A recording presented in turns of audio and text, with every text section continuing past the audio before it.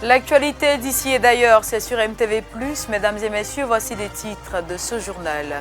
En Côte d'Ivoire, religion, séminaire spécial à Yamoussoukro, le bishop Ouattara Mohamed Idriss a révélé le fonctionnement des hôtels sataniques à travers le thème qui anime ce séminaire. Et puis, la santé mentale de la population nigériane est en danger dans un contexte de crise économique. Nous en parlons dans cette édition. Nous terminerons avec la Russie qui exporte désormais son diesel au Soudan. Bonsoir à tous et bienvenue. En Côte d'Ivoire, le séminaire spécial autour du mystère des hôtels organisé dans la ville de Yamoussoukro se poursuit avec le bishop Ouattara Mohamed Idriss. Le jeudi 11 avril, l'orateur a révélé le système de fonctionnement des hôtels sataniques et entamé le processus de délivrance des âmes. Roquel Abier et Ulrich Lago. En référence à la thématique générale, l'évêque Ouattara a levé un coin de voile sur le mode de fonctionnement, les œuvres et les influences des hôtels démoniaques. L'hôtel est une porte. Tout le monde dit un hôtel est une porte spirituelle. Vous savez, je me rends compte malheureusement que le diable n'a rien créé, mais il a tout appris auprès de Dieu.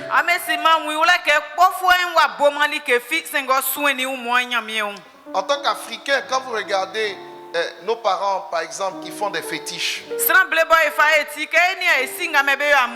les fétiches sont des hôtels démoniaques.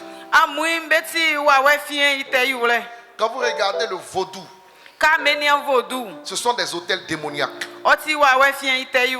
Mais la Bible dit que devant le trône de Dieu, il y a l'autel de Dieu. Le trône et l'autel est devant. Ça veut dire que le diable a beaucoup appris auprès de Dieu, mais quand il vient, en fait, il utilise même mieux ce qu'il a appris auprès de Dieu, mais en le renversant négativement.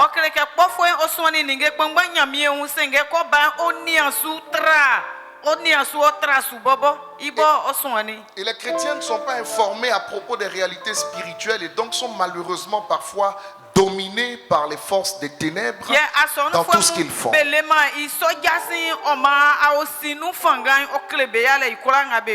Jésus n'est pas juste mort pour qu'on aille juste au ciel. Même si c'est la plus grande des bénédictions qui soit. Il est mort pour nous donner également les clés de la domination sur la terre. Et ce soir, il y aura restauration dans ta domination terrestre au nom de Jésus. Alors suivez bien ma logique. Vous savez, Dieu a créé la terre. Et la Bible dit dans le psaume 115, verset 16, que la terre que Dieu a créée, il en est le créateur. Mais il a donné la terre au Fils de l'homme. C'est comme un papa qui construit une maison. Et puis quand il finit, il dit à son fils, la maison que j'ai construite là, je te donne, c'est pour toi. À partir du moment où il te donne, tout ce qui se passe dans la maison là, ne relève pas nécessairement de la volonté ou de la compétence de celui qui t'a donné, c'est-à-dire de Dieu. Au terme de cette deuxième soirée, plusieurs serviteurs de Dieu ont dit leur satisfaction d'avoir été ainsi équipés sur la notion des hôtels sataniques. Ce séminaire est le bienvenu parce que la Bible nous enseigne que vous connaîtrez la vérité et la vérité vous affranchira. Et depuis hier, nous sommes nourris au lait de notre Père qui nous donne la nourriture vraiment très très solide en ce qui concerne les hôtels en général, les hôtels des familles en particulier, parce que tout ce qui est problème, difficulté que nous connaissons est lié aux hôtels. Et nous vraiment sommes enrichis, nous sommes bénis de recevoir ces genres d'enseignements qui nous fait toujours du bien. Mais la présence du bishop Ouattara Mohamed Idriss à Yamoussoukro est une grande bénédiction pour nous. Et je pense que c'est l'occasion pour nous chrétiens ou non chrétiens vraiment d'accéder à une délivrance. En tant qu'Africains, nous avons tous des sources de sorcellerie. Donc, qui parle de sorcellerie parle également d'hôtels. Donc pour pouvoir réussir, pour pouvoir nous imposer, pour pouvoir dominer, nous avons besoin de délivrance. Et la base de toute chose, c'est de détruire les autels. Une fois les autels sont détruits, nous savons que nous avons la délivrance. Donc c'est une très grande opportunité que notre Père nous donne. Une opportunité à ne pas du tout rater. Parce que c'est l'année de la domination. Nous devons dominer sur tout. Que ce soit les autels sataniques, que ce soit tout ce que nos parents ont eu à faire, les alliances qu'ils ont traitées en notre absence, nous devons les détruire pour véritablement dominer. Dieu a donné la terre aux hommes et nous devons dominer cette terre. Donc si nous ne faisons rien, ça dépend de nous. Mais nous savons que tout un chacun aspire à un mieux-être, aspire à être quelqu'un, comme on le dit, demain. Donc nous avons besoin vraiment de cette délivrance. Donc nous sortons vraiment enrichis.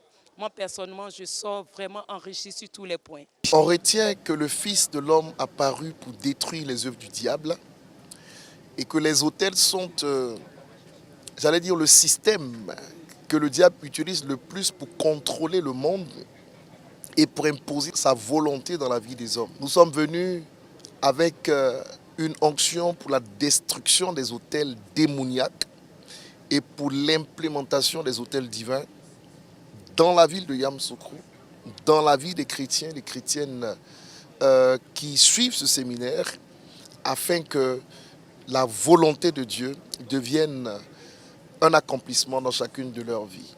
Je bénis Dieu donc pour ce thème qui a une valeur essentielle à propos des autels.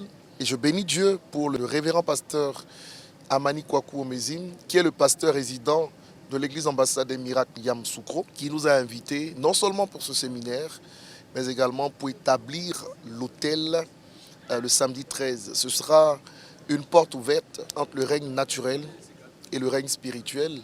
Et les êtres spirituels, par Jésus, viendront siéger sur cet autel pour le bonheur de la commune de Yamoussoukro, de la ville de Yamoussoukro. Toujours en Côte d'Ivoire, le couple présidentiel gabonais est arrivé dans le pays hier pour une visite de travail et d'amitié qui durera 3 jours, du 11 au 13 avril 2024. C'était dans l'après-midi du jeudi 11 avril que la première dame du Gabon, Madame Zita Oligui Nguema, a visité l'hôpital mère-enfant de Bingerville en présence des ministres Nassénéba Touré et Pierre Damba. Zita Oligui Nguema, l'épouse du président de la transition au Gabon, séjourne à Abidjan depuis ce jeudi, 11 avril 2024. Une visite qui va s'étendre jusqu'au 13 avril prochain. À son arrivée en terre ivoirienne, la première dame du Gabon s'est rendue à l'hôpital mère-enfant de Bingerville. Une visite qui a démarré par le service de pédiatrie de l'hôpital mère-enfant. Ensuite, le service de néonatologie, l'amphithéâtre qui permet aux étudiants en médecine de se spécialiser. Zita Oligui Nguema a aussi visité les urgences gynécologiques et le service d'oncologie pédiatrique avec les enfants atteints de cancer. La première dame du Gabon s'est entretenue avec le personnel en charge de l'établissement sanitaire. L'hôpital mère-enfant de Bingerville compte parmi les réalisations majeures de la fondation Children of Africa dans le secteur de la santé. Son ouverture a permis de rehausser le niveau de l'offre de soins dans la commune de Bingerville, mais surtout dans le district autonome d'Abidjan. En 2023, l'établissement sanitaire a été certifié par l'Assistance publique des hôpitaux de Paris au niveau or quant à la qualité et la sécurité des soins. Nous le disions au titre, au Nigeria, la population fait face à l'une des pires crises économiques par une hausse historique du taux d'inflation et une baisse du naira. Cette situation agit sur l'équilibre mental des populations et inquiète les spécialistes de santé. Confronté à la plus grande crise économique depuis des décennies, le nombre de Nigérians pauvres est en augmentation. La chute libre du naira provoquée par la réforme des changes et une hausse alarmante du coût de la vie ont dévasté les ménages. Les experts en santé mentale du pays préviennent que la situation alimente la colère, l'anxiété, le stress et la dépression au sein de la population. La situation économique du pays, vous savez, déchire beaucoup de gens, mais je peux vous dire catégoriquement qu'une personne mentalement stable ne s'effondrera pas totalement. Par exemple, une femme qui est maltraitée à la maison par son mari, la même femme monte dans le bus et le conducteur la harcèle. Si vous voyez ce genre de femme crier et s'emporter, c'est qu'il y a beaucoup de facteurs sous-jacents. Donc quelqu'un qui est en colère, le dernier événement qui lui arrive n'est qu'un déclencheur. En raison des mythes et des stigmatisations qui y sont associés, certains Nigérians voient dans le recours à des conseils ou à un thérapeute comme un signe de faiblesse. Mais avec des applications comme FriendPal, une plateforme de psychothérapie en ligne, les conversations autour de ces avantages se multiplient. Notre plateforme est anonyme. Nous disposons également d'une IA chatbot avec laquelle vous pouvez converser 24 heures sur 24 et 7 jours sur 7 et partager vos problèmes. Vous pouvez converser dans plusieurs langues africaines. Il existe également des séances de thérapie virtuelle où vous pouvez suivre des séances de thérapie avec des professionnels sans avoir à quitter votre maison. Si des plateformes comme celle-ci améliorent l'accès aux services de santé mentale, les experts affirment que des interventions du gouvernement sont également nécessaires. Beaucoup de gens ne réalisent pas que la santé mentale est aussi importante que la santé physique, ce qui nous conduit à un financement médiocre en ce qui concerne les soins de santé mentale au Nigeria à l'heure actuelle. Donc, ce que nous attendons du gouvernement, c'est de pouvoir réellement financer ces initiatives et plateformes de santé mentale comme la nôtre, qui changent réellement des vies à travers le Nigeria. Nous avons pu toucher plus de 100 garçons toxicomanes dans le pays grâce à notre plateforme FriendPal.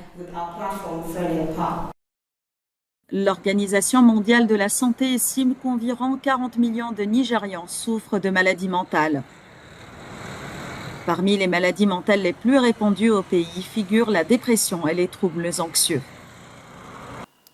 Direction la Russie pour refermer ce journal. À défaut d'être acheté par les Européens, le diesel russe est prisé par les pays africains. La Russie, deuxième exportateur du diesel derrière les États-Unis, approvisionne désormais le Soudan. Deux pétroliers ont livré un total d'environ 70 000 tonnes de diesel à très faible teneur en soufre au Soudan début avril. Les détails dans cet élément.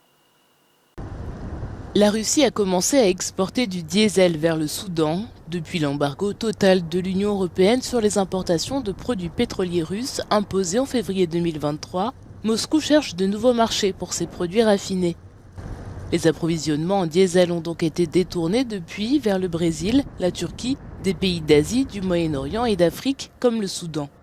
Deux pétroliers, Pavorock et Konga, ont en effet livré un total d'environ 70 000 tonnes de diesel à très faible teneur en soufre au Soudan, après avoir été chargés en février dans le port russe de Primorsk, sur la mer Baltique. Les cargaisons ont été déchargées au terminal Al-Kahir de Port-Soudan les 2 et 5 avril, selon les données d'expédition. Un autre navire, le Mara Belhassen, chargé en mars, devrait être déchargé le 17 avril. Le Soudan a besoin d'environ 45 000 barils par jour de diesel pour répondre à la demande locale. Le pays importe 60 à 70 000 tonnes de diesel par mois, principalement d'Arabie Saoudite et des Émirats Arabes Unis. Les arrivées de diesel au Soudan ont totalisé environ 116 000 tonnes métriques en mars.